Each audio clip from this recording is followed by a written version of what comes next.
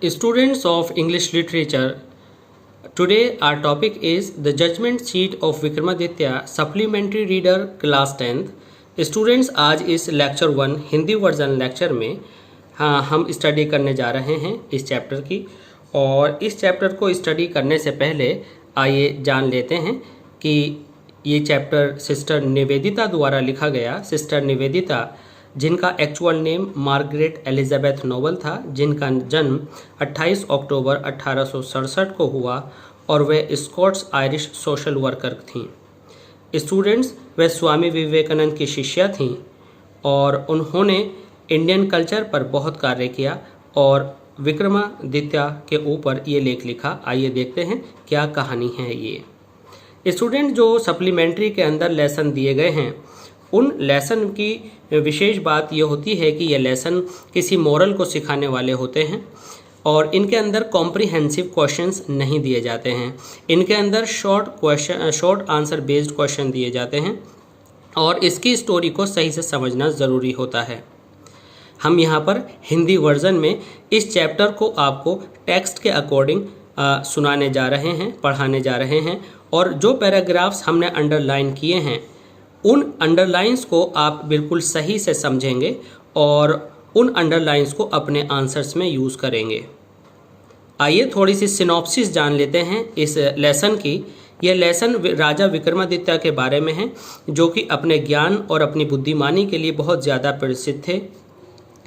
धीरे धीरे अपनी मृत्यु के बाद जब वे मृत्यु पा गए तो लोग उन्हें भूलते चले गए। समय बीतता गया, उनके महल और उनके किले धीरे धीरे करके मिट्टी के ढेर में बदलते चले गए। उसके ऊपर घास उगाई और लोगों ने उसको चरागाह बना लिया। स्टूडेंट्स, यही सिलसिला चलता जा रहा था जिस समय लड़कों में कुछ चरवाहों के लड़कों ने वहाँ पर जाना शुरू किया और देखा कि वहाँ पर एक टीला है और टीला किसी सीट की तरह से दिखाई देता है। उन चरवाहों में से एक लड़का उसके ऊपर चढ़कर बैठ गया और उसके ऊपर ऐसा कहा जाता है कि विक्रमादित्य की आत्मा आ गई।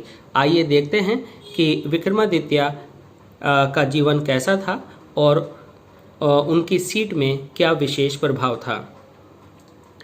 स्टूडेंट्स, इस लेक्चर 1 में आप यहाँ पर जानने वाले हैं कि हम बिल्कुल जानते हैं विक्रमादित्य के बारे में और उनका जो शासन है वो एक लैंडमार्क रहा है, एक विशेष पहचान रहा है हमारे देश के इतिहास में।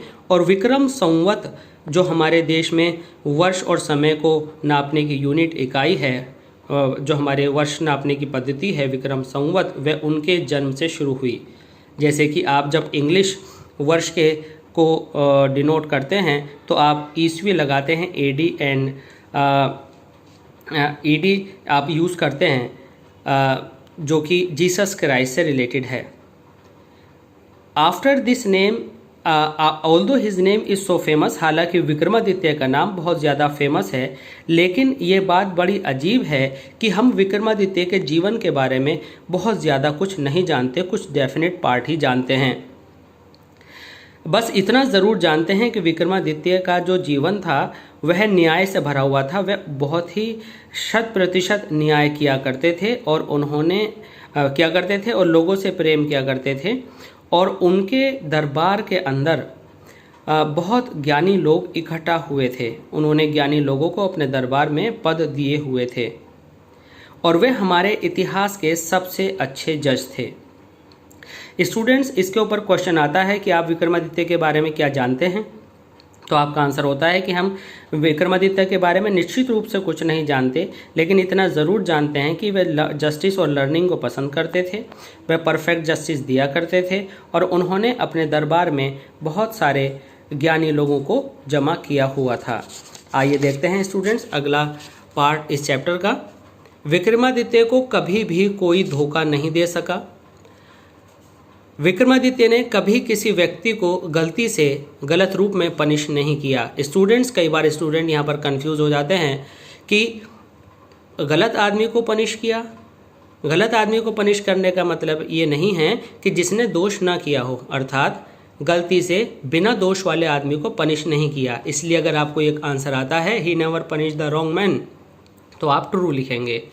द गिल्टी ट्रेम्बल्ड जो अपराधी लोग होते थे उनके सामने कांपा करते थे, क्योंकि वे जानते थे कि विक्रमादित्य की आंखें सीधे उनके अपराध को देख लेंगी।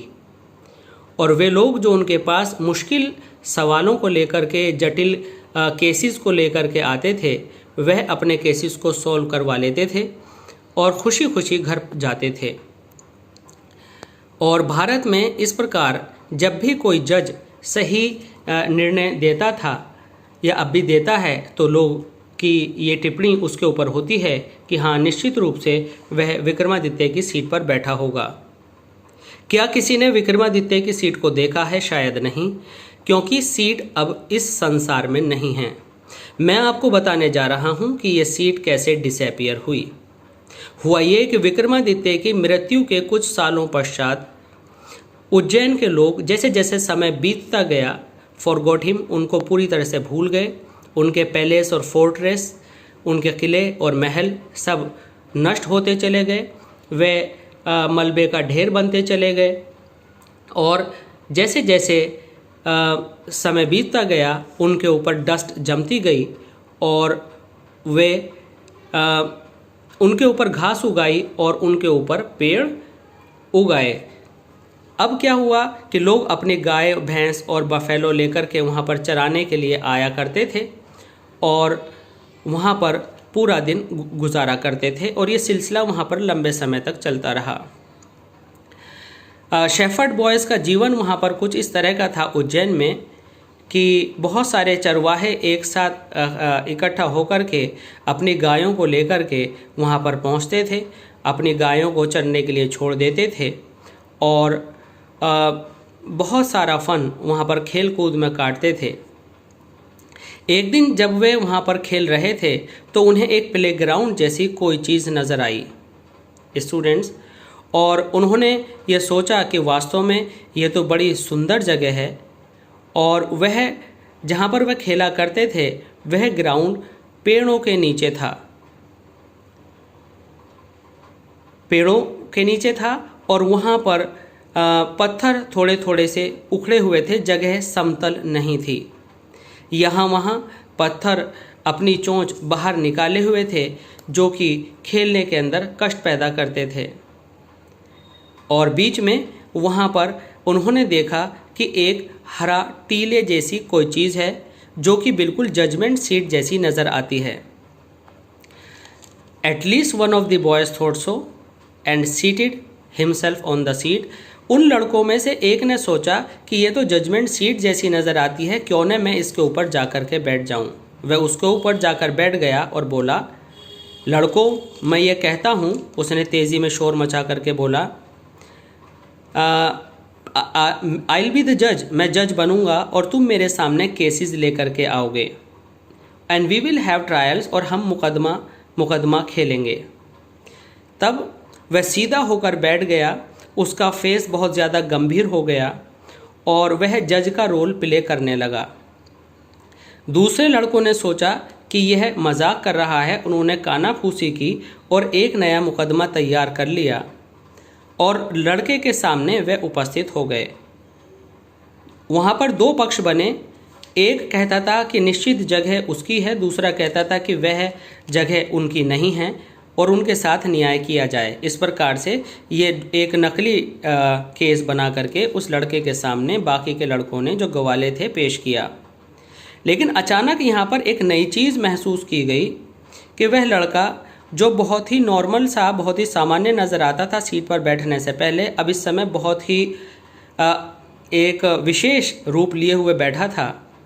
वह बहुत ही ज़्यादा गंभीर हो गया था, वह बहुत ही ज़्यादा शांत हो गया था। उसके तौर तरीके इतने इम्प्रेसिव हो गए थे, इतना असर डालने वाले हो गए थे कि दूसरे लड़के तो लगभग डर ही गए। इसलिए उन सब ने सोचा थोड़ी देर के लिए कि हो सकता है ये जो ऊपर बैठा है लड़का ये मजाक कर रहा हो, और फिर उस बैठे हुए लड़के ने उनके उस केस का सॉल्यूशन उनको दे दिया और मुकदमा हल कर दिया। इसके बाद वे दूसरा मुकदमा बना लाए और ये घंटों तक चलता रहा और वह बैठा रहा जजमेंट सीट पर, सुनता रहा मुकदमे, कंप्लेंट्स को सुनता रहा और लगातार न्याय देता रहा और उसकी गंभीरता लगातार बनती रही। अब जब घर जाने का समय वापस आया तो वह अपनी उस सीट से कूद करके नीचे आ गया और जैसे ही नीचे कूदा वह तो बिल्कुल नॉर्मल बच्चों जैसा बन गया। अब उसके बाद से वह इतना मशहूर हो गया कि दूर दूर से लोग उसके सामने अपने अपने मुकदमे लाने लगे। और वह जब भी ऊपर बैठता था तो उसके पास जो नॉलेज की देवी थी, स्पिरिट थी, वो उनके ऊपर आ जाती थी और वह जस्टिस बिल्कुल सही से करता था और वह सत्य के साथ रहता था और लोगों को सत्य के दर्शन करा देता था। लेकिन जब वह सीट से नीचे उतरता था तो वापस आम लड़कों जैसा बन जाता था। अभी जैसे मैंने आपको बताया कि धीरे धीरे दूर दराज के गांवों से लोग, स्त्री पुरुष आने लगे और वे अपने अपने परेशानियों को, अपने अपने मुकदमों को उस लड़के के सामने रखने लगे और वे उस लड़के के पास आकर के परफेक्ट जजमेंट हासिल करते थे और दोनों ही साइड अंडरस्टूड हो जाती थी और वे संतुष्ट होकर चले जाते थे। तो स्टूडेंट्स, इस तरह से आपको क्वेश्चन बोर्ड में मिलेंगे इस तरह के पढ़े हुए टेक्स्ट में कि लोग संतुष्ट क्यों हो जाते थे, लड़का कैसे आपके उन लोगों के मुकदमों को सॉल्व करता था। तो स्टूडेंट, जितने भी हमने यहाँ पर सारा पोर्शन अंडरलाइन किए हैं ये आपको आंसर मेकिंग में बहुत हेल्पफुल होंगे और आशा करता हूँ कि आपको ये लेक्चर और ये स्टोरी पूरी तरह से समझ में आई होगी। अगर आपको ये अच्छे से समझ में आई है तो आप प्लीज़ लाइक ज़रूर कीजिए, शेयर कीजिए और कमेंट दे करके क्वेश्चन से रिलेटेड जितने भी फॉर्मल क्वेश्चंस हैं आप अपने सवाल कर सकते हैं। आपके सवालों को फॉर्मली आंसर दिया जाएगा और सॉल्व करने की कोशिश की जाएगी। प्लीज़ सब्सक्राइब कीजिए और ऐसे क्लासेस ऑफ इंग्लिश लैंग्वेज हमारे यूट्यूब चैनल को, और अपडेट रहिए और हमसे जुड़े रहिए। धन्यवाद।